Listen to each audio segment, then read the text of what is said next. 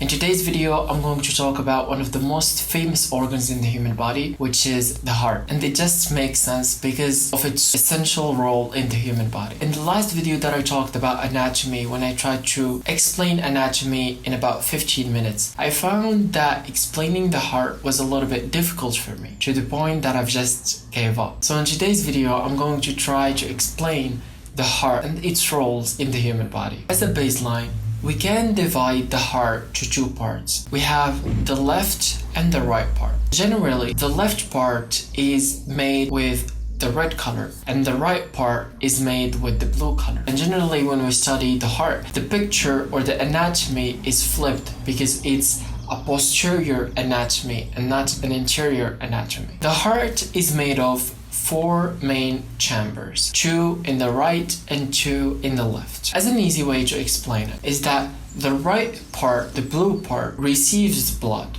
while the left part, which is the red part, pumps blood into your body. So the blood comes through the right part and then goes through the left part. Okay, so this is the baseline.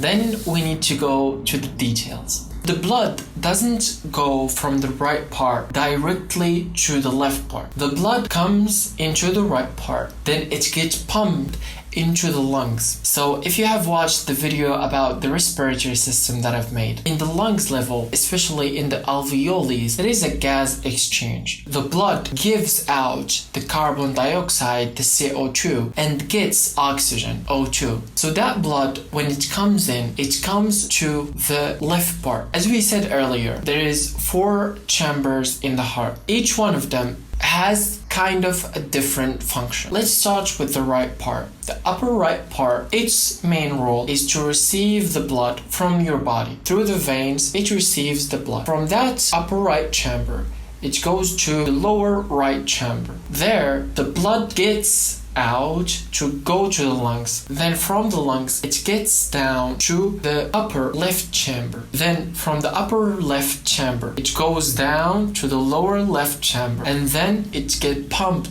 to your entire body. So this is just a quick explanation for the heart anatomy. If you didn't get it the first time, just rewatch it. So of course the heart is all muscle. That's why we call it the cardiac muscles, the muscles of the heart. These cardiac muscles are not like the skeletal muscles we have in the arms, etc. This is controlled by the involuntary nervous system. What does this mean?